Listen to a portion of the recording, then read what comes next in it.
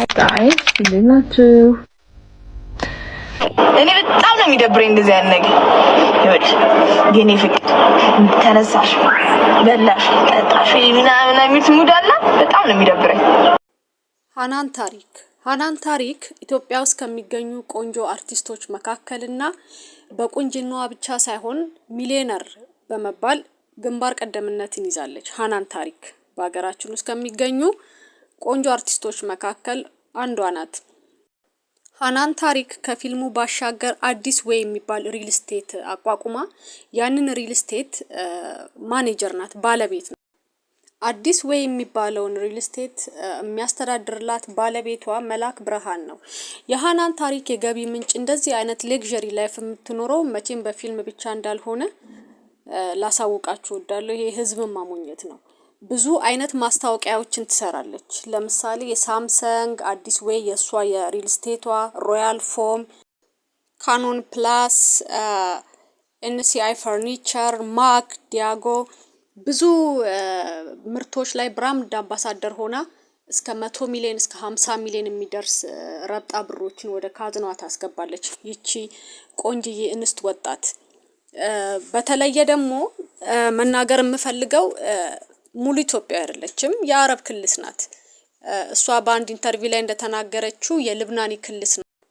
ሃናን ታሪክ የምትታወቀው ፕሌኖች ላይ፣ ፕራይቬት ጀቶች ላይ ልደቷን በማክበር ብዙ ቅንጡና እኔ ነኝ ያሉ አልባሳትን በመልበስ በጣም ውድ ቅንጡ ልብሶችን በመልበስ ቤቷ ራሱ እስከ 100 ሚሊዮን ብር ይገመታል። የምትነዳው ቶዮታ ላንድ ክሩዘር መኪና ራሱ ሶ ኤክስፔንሲቭ፣ አዲስ ሞዴል ኤክስፔንሲቭን ነው የምትነዳው። እና ይቺ ቅንጡ አርቲስት የምትኖረው አፓርትመንት ቪላ፣ የራሷ አፓርትመንት የምታከራየው አለ አዲስ ዌይ የሚባል ሪል ስቴት ማለት ነው። ከዛ በተረፈ ደግሞ የራሷ የምትኖርበት መኖሪያዋ እስከ 100 ሚሊዮን ብር ይገመታል። በውጪ ስታንዳርድ የተገነባ ቤት ነው። ሶ ኤክስፔንሲቭ በሀገራችን ውስጥ ባለው ሁኔታ ሲታይ ሶ ኤክስፔንሲቭ። ሃናን ታሪክ በ2007 ባደረገችው ጋብቻ ላይ አሁን 3ኛ ልጇን ይዛለች፣ ታቅፋለች። 2 ወንዶች 1 ሴት ልጅ እናት ሆናለች። ያም ደስ የሚል ነገር ነው።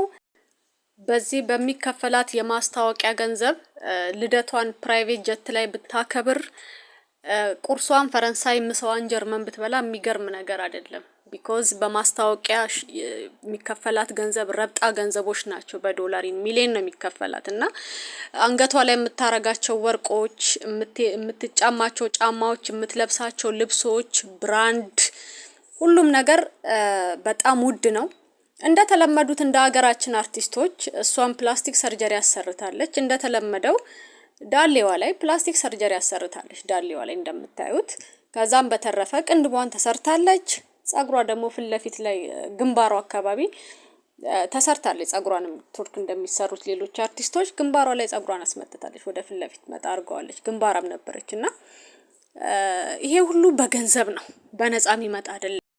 በብዙ የፊልም ምርቃቶች፣ በብዙ የአርቲስቶች ልደት ላይ በምትገኝበት ሰዓት የምትለብሳቸው ውድ ያበሻ ልብሶች እንደሚታወቀው አርቲስቶቻችን የሚያደርጉት የዳሌ ቢቤል ዳሌን ማወፈር ወደ ጎን ማለት ነው። እሱ እስከ 5000 እስከ 6000 እስከ 10000 ዶላር ኢትስ ዲፔንድ ኦፍ ዘ ሆስፒታል እና በጣም በውድ ነው የሚሰራው። የማወራው በብር ሳይሆን በዶላር ነው። በጣም ውድ ነው። ለእንደኛ አይነቱ በጣም ውድ ነው እና ለነሱ ምንም ማለት አይደለም። ጡታቸውን ይሰራሉ፣ ጸጉራቸውን ይሰራሉ፣ ከንፈራቸውን ይሰራሉ። እግዚአብሔር የሰጣቸውን ውበት ምን አለፋችሁ አፍርሰው ነው እንደገና ድጋሚ ፈጣሪ ትክክል አይደለህም ተብሎ ፈርሰው ነው የሚሰሩት አሁን ላይ የምናያቸው አርቲስቶች። እንደውም የሆነ የአሜሪካ ሙቪ አይቼ ነበረ፣ ትክክለኛ ታሪክ ላይ የተመሰረተ። ምንድነው የሚለው? ባልና ሚስት ይጋቡና ልጆች ይወልዳሉ። ልጆች ሲወልዱ ልጆቹ እነሱን አይመስሉም። መጨረሻ ላይ ሚስትየውን ከሰሳት። ሄዶ ሲመረመሩ ሴትዮዋ መጀመሪያ ጥቁር ናት፣ በጣም አግሊ ነገር ናትና ሰርጀሪ ተሰርታ ፈርሳ ተሰርታ ነው የምትወልዳቸው። ልጆች ግን ያው እንደሚታወቀው የመጀመሪያ ማንነቷን ነው የሚመስሉት። በመጨረሻ ላይ ሰውየው ፍቺ ጠይቆ ጥሏት ሄዷል። እና አንዳንዴ እግዚአብሔር በሰጠን ውበት ኢቭን ሃናን ቀይ ናት፣ ክልስ ስለሆነች ቀይ ናት፣ ግን ስኪን ብሊቺንግ አድርጋለች። እና ከውበታቸው ኖርማል ፈጣሪ ከሰጣቸው ገጽታ አንፃር ስኪን ብሊቺንግ ይደረጋል። እንደምናያቸው አይደለም። የበፊት ገጽታቸው ሌላ ነው፣ አሁን ሲመጡ ሌላ፣ ራሳቸውን አፍርሰው ነው የሚሰሩት ማለት ይቻላል። ፈጣሪ ትክክል አይደለም በሚል ወይ ማለት ነው። እና በጣም የሚያሳዝን ነገር ነው ይሄ ፕላስቲክ ሰርጀሪ፣ እኔ አልደግፈውም።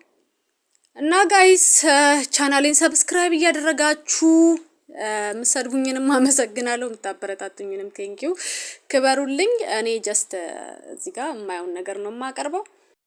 እና ጋይስ ቻናሉን ሰብስክራይብ እያደረጋችሁ ፑሽ እናድርገው። በሚቀጥለው ቪዲዮ እንገናኝ።